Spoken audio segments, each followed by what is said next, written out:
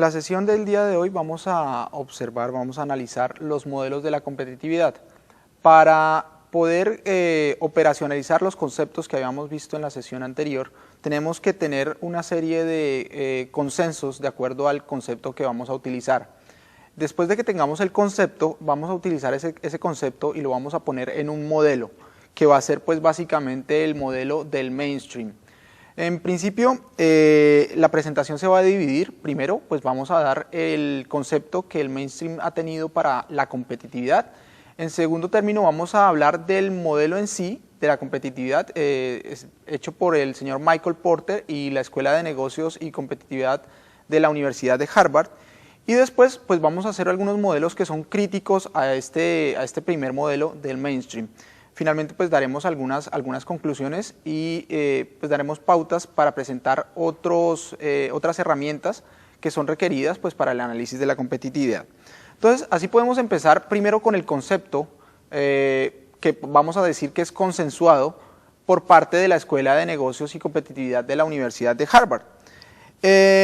Como habíamos mencionado anteriormente, el que lidera esta escuela es el señor Michael Porter, en principio con sus estudios de de los 80s y de los 90s, On Competitiveness, su primer libro, y la ventaja competitiva de las naciones, que reúne pues toda esta serie de factores y determinantes que van a explicar, según su concepto, la competitividad. Para esto hemos tomado una definición que se puede extractar de la página web del Instituto de Competitividad y Negocios de la Universidad de Harvard, como: la prosperidad de un país depende de su competitividad, que se basa en la productividad con la que produce bienes y servicios. Aquí, como vemos, este primer extracto nos dice que la competitividad es igual a productividad. Aquí ya existe un debate presentado entre los que abogan por las escuelas de estrategia y los que abogan por la economía en sí. ¿Por qué? Porque básicamente cuando tenemos una definición de productividad, nosotros vamos a decir que dados unos insumos se va a producir aún más, y ya para eso existe productividad. Pero, ¿por qué vamos a usar un concepto nuevo para decir competitividad? Pues la verdad, según los economistas, y en este caso puedo citar al señor Paul Krugman, no requeriríamos de una definición adicional para competitividad. ¿Por qué competitividad es igual a productividad? Pero digamos, eso es parte del debate. Continúa la definición: unas políticas macroeconómicas sólidas e instituciones políticas y jurídicas estables son condiciones necesarias, pero no suficientes para asegurar una economía próspera. Aquí ya hablamos del primer nivel de análisis que habíamos visto en la sesión anterior, el nivel macro, que habla específicamente de los agregados y está localizado en la unidad de análisis país. Como ven, pues hay un encadenamiento entre lo que habíamos visto en una sesión previa respecto al nivel de análisis, el nivel macro, y la unidad de análisis país. Continúo. La competitividad se basa en los fundamentos micro de una nación. Estos son la sofisticación de las operaciones y estrategias empresariales y la calidad del entorno empresarial microeconómico en que compiten las empresas. Entonces, como teníamos un nivel de análisis macro, ahora lo vamos a llevar al nivel de análisis micro, donde están precisamente las empresas, donde van a estar principalmente los agentes que van a movilizar todas estas estrategias que mencionamos, sus operaciones y pues básicamente la calidad del entorno. Entonces aquí conjugamos el nivel macro por un lado y el nivel micro por el otro. Entonces, en conclusión, la comprensión de los fundamentos microeconómicos de la competitividad es fundamental para la política económica nacional. Entonces, como vemos, si no se desarrolla un ambiente microeconómico estable, no podemos llegar en ningún momento a tener pues una competitividad macro a nivel de países.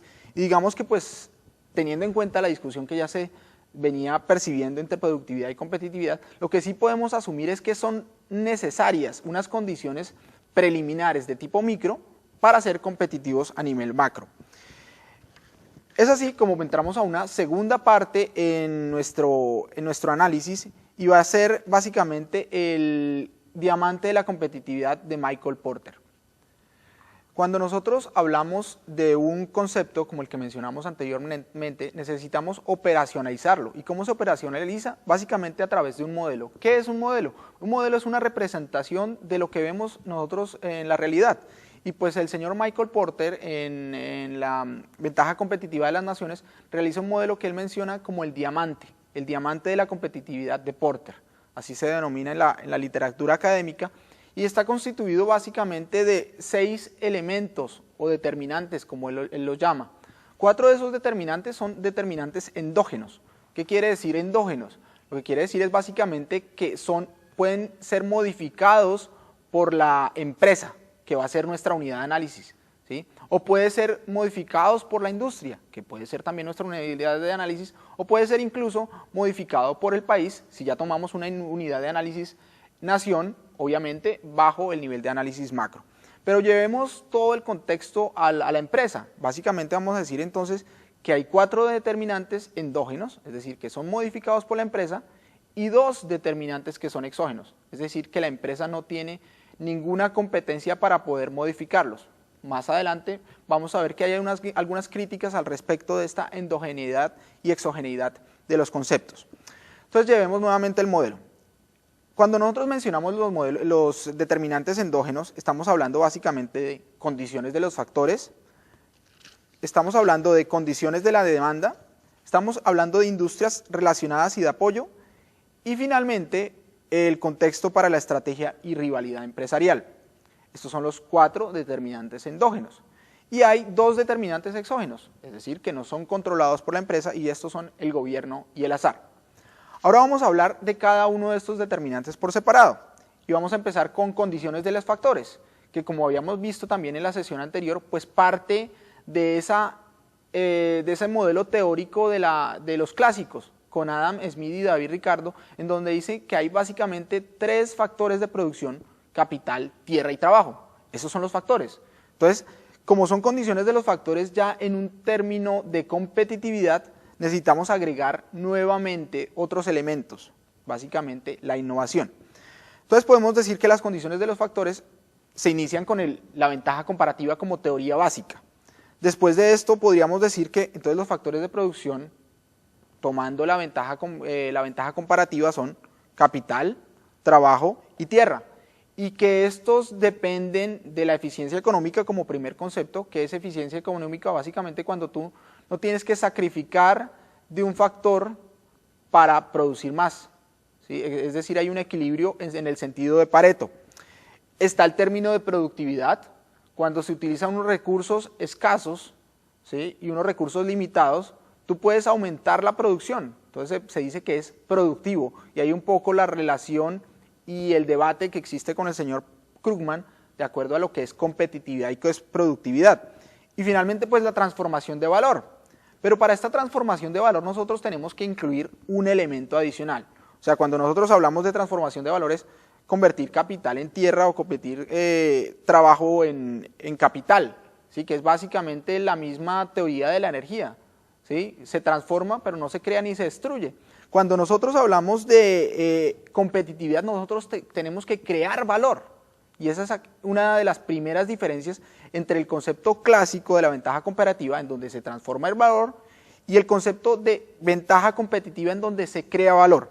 Para eso, entonces, para crear valor, se incluye el conocimiento de tecnologías de carácter científico, técnico, de mercados, de procesos, que afectan la cantidad y la calidad de los bienes y servicios. Eso no es otra cosa que la innovación. Entonces, como mencionábamos anteriormente, en ventaja comparativa nosotros estamos hablando de transformación de valor.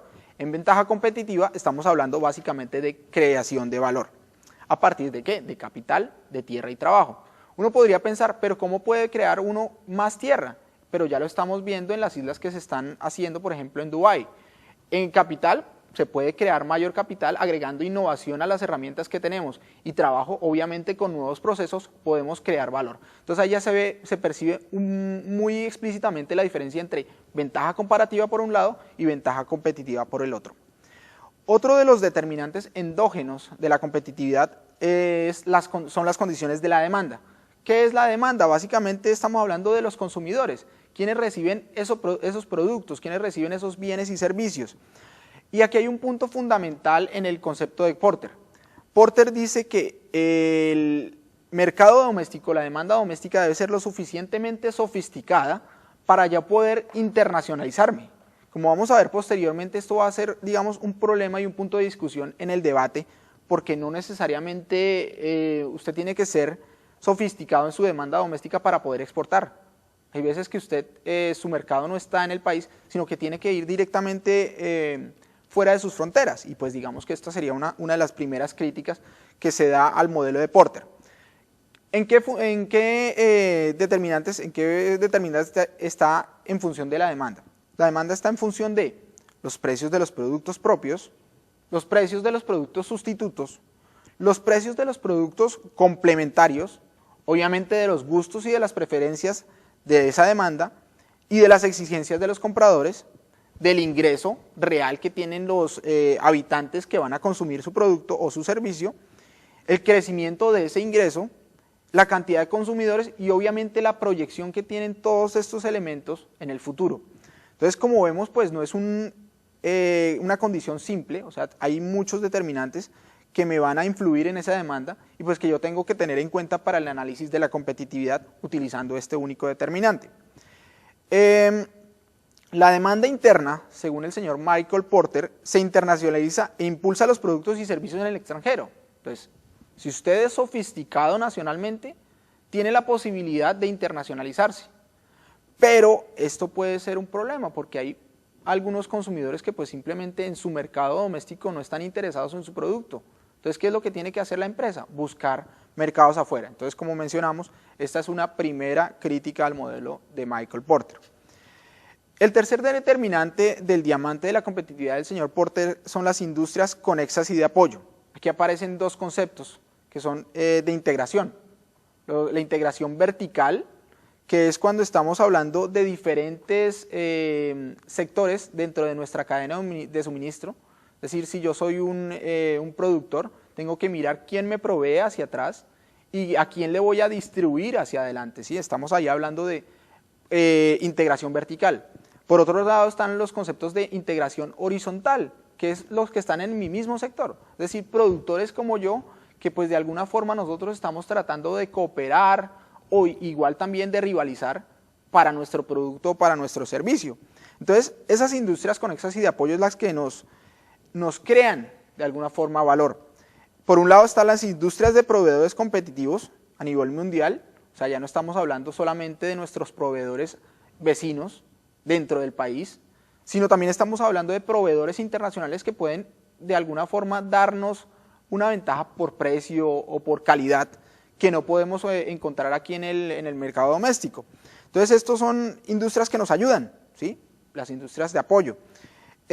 Por otro lado están las industrias conexas competitivas en el ámbito internacional, con capacidad de coordinar y compartir actividades en la cadena de valor cuando compiten o generan productos complementarios. Nosotros podemos ser también proveedores de otras industrias, ¿sí? Y de esa forma estamos conformando estas industrias conexas y de apoyo. Ahora, si estamos en el mismo nivel, o sea, si ellos son productores, estamos hablando de industrias conexas y de apoyo de tipo horizontal. Si estamos hablando adelante, ¿sí? Cuando estamos mandando a distribuidores, estamos hablando de integración vertical hacia adelante. Y si estamos hablando de nuestros proveedores, estamos hablando de integración vertical hacia atrás. Aquí hay un concepto fundamental que nosotros debemos tener en cuenta y que son los clústeres.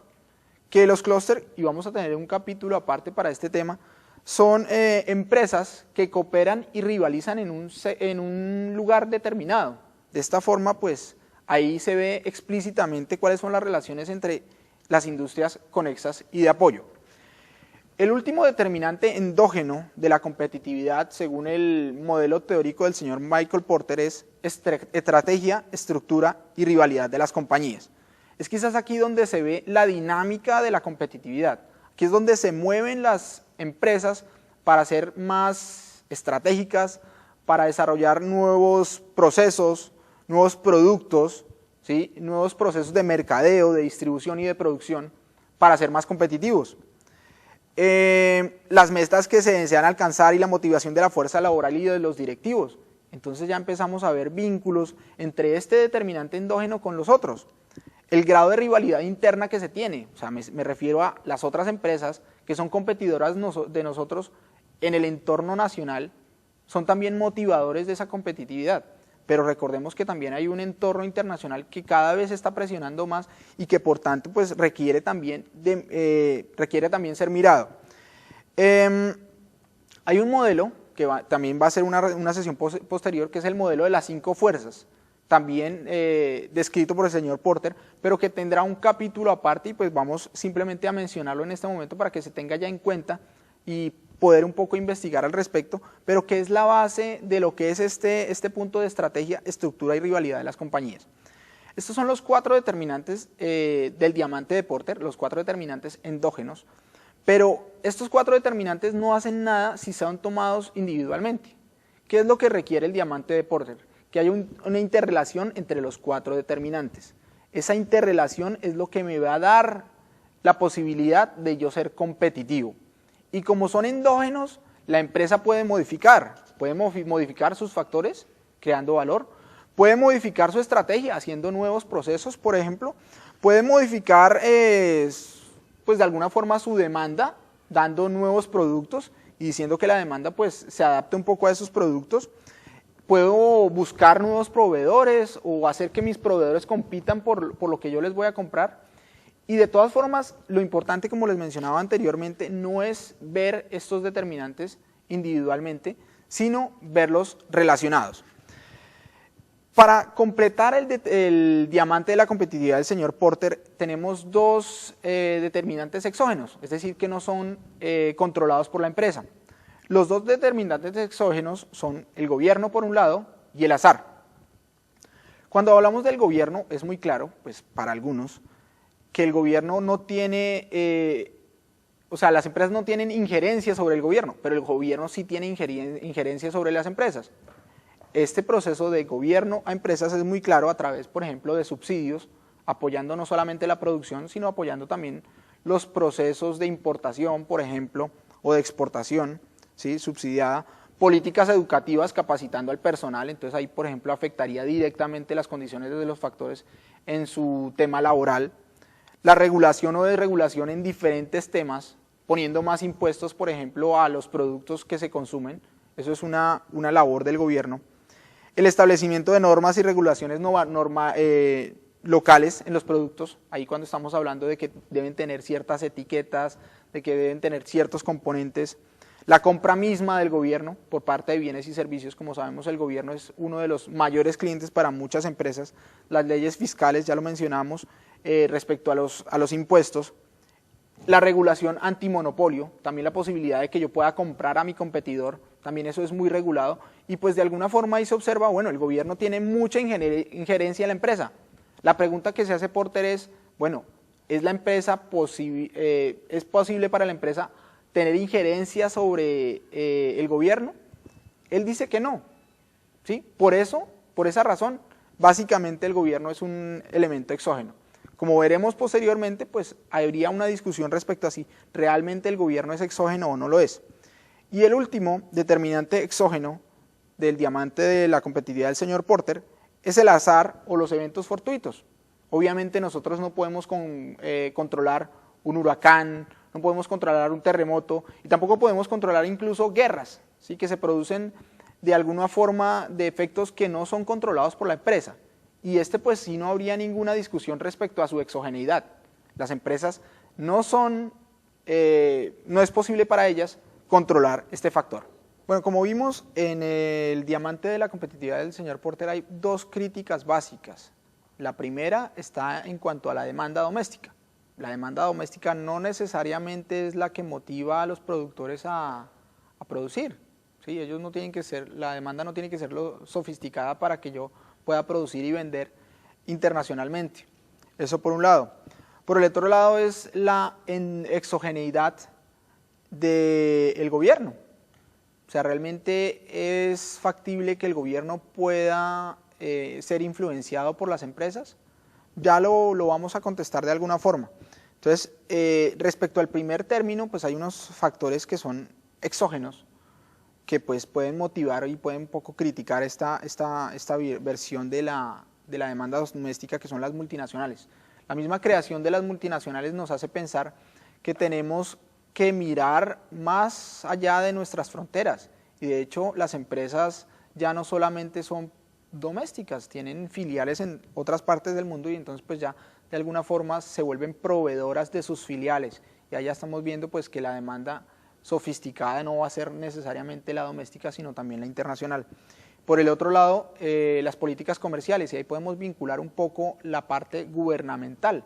O sea, las políticas comerciales no rigen únicamente para el mercado doméstico, sino rigen también internacionalmente, a través de organizaciones que se han creado, como la Organización Mundial de Comercio, que ha tratado, digamos, de estandarizar las regulaciones comerciales, pero pues esto, digamos, que no es el hecho para todos los países, porque hay algunos que pues tienden más a hacer relacionamientos con países directamente, más que a nivel multilateral, a nivel bilateral o plurilateral, ya sea un país, dos países o más, y no multilateral como lo estaría promoviendo la Organización Mundial de Comercio respecto a estas políticas comerciales. Es así como requerimos, pues viendo estos dos conceptos que pues serían críticos para el modelo de Porter, requerimos nuevos modelos para identificar qué otros autores, qué otros académicos han revisado la competitividad como modelo, como operacionalizar ese concepto que dimos al principio de esta presentación. Y para eso llegamos primero al señor Alan Rugman, quien elabora a partir del diamante de la competitividad de Porter un nuevo esquema. Y este esquema lo llama, en primer lugar, el pentágono de la competitividad. ¿Y por qué pentágono? Básicamente porque asume una crítica respecto al gobierno. El gobierno efectivamente puede ser influenciado por las empresas. ¿Y cómo puede ser esto? Entonces el señor Rugman explica, básicamente lo que hace el gobierno, lo que hacen las empresas es, bueno, vamos a organizarnos y vamos a pedir una baja en los impuestos para tener mayor competitividad, o vamos a pedir un tipo de cambio favorable para nuestras exportaciones. Entonces, de alguna forma ahí las empresas están influenciando al gobierno, contrario a lo que decía Rugman, a lo que decía el señor Porter, perdón. Y básicamente, ¿por qué? Porque pues esto ya nos va a decir que el gobierno no es exógeno, sino es endógeno. El gobierno modifica los 4 determinantes del diamante, pero también puede ser modificado por estos 4 determinantes, por las empresas. Entonces hay un efecto de doble vía, no de una sola vía, como lo explicaba el señor Porter. Entonces digamos que ese es el primer elemento y se vuelve entonces un pentágono. Son 5 los determinantes endógenos de la competitividad. Recordemos, condiciones de la demanda, condiciones de los factores, estrategias, estructura y rivalidad de las empresas, sectores conexos y de apoyo, y el quinto, gobierno. Entonces por eso estamos hablando del pentágono de Rugman. Ayudando un poco a la explicación de la segunda crítica respecto al aspecto internacional, Rugman también elabora un segundo modelo al que llama el modelo del doble diamante de la competitividad. ¿Y qué es esto? Básicamente es configurar un diamante doméstico al estilo Porter, donde se ven todos los 4 determinantes interrelacionados, y ver diamantes fuera del país, es decir, diamantes internacionales. Entonces hay como una competitividad doméstica y una competitividad global. En este sentido, entonces ya estamos, digamos, excluyendo el problema de la internacionalización que mencionábamos en cuanto a las condiciones de la demanda, que decíamos que las condiciones de la demanda debía exigir una demanda sofisticada doméstica, ¿ya? Con el señor Rugman lo que decimos es, bueno, existe esa demanda sofisticada doméstica, pero también puede existir una demanda sofisticada internacional.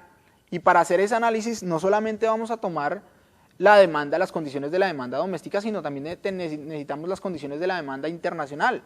Pero también necesitamos las condiciones de los factores internacionales y la estrategia, estructura y rivalidad de las empresas internacionales y las industrias conexas y de apoyo internacional. Entonces, de alguna forma ahí validamos las dos críticas al modelo del señor Porter. Por un lado, la exogeneidad del gobierno y por el otro lado, el factor de internacionalización, que lo tomamos con el doble diamante. Han existido críticas respecto a la posibilidad de utilizar el modelo de Porter en países en desarrollo.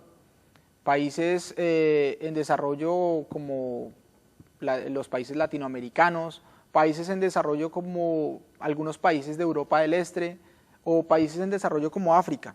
Y para esto pues necesitaremos estructuras diferentes de explicación, nuevos modelos Entonces, pues algunos se han inclinado por ser más específicos en cuanto a estos modelos, y así aparecen autores como el señor Cho, que es un coreano de Corea del Sur, que explica básicamente el mismo modelo de Porter, pero es mucho más detallado.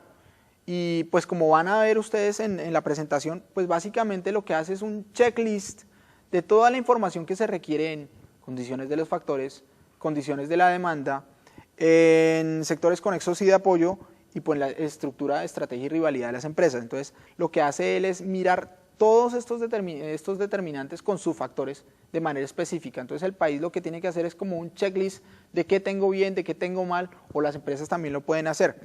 Él, además de agregar pues a estos 4 determinantes esa especificidad, habla de los factores humanos, ¿sí? Entonces ahí ya pone a los emprendedores por un lado, pone a los políticos y a burócratas por otro, pone a los mismos trabajadores y pone a profesionales, gerentes e ingenieros, ¿sí? Esos 4 grupos van a ser otros determinantes para modificar estos elementos que él llama elementos físicos, factores físicos. Entonces, por un lado están los factores humanos y por el otro lado están los factores físicos. Los factores físicos son los mismos de Porter, los factores humanos son los que cambian.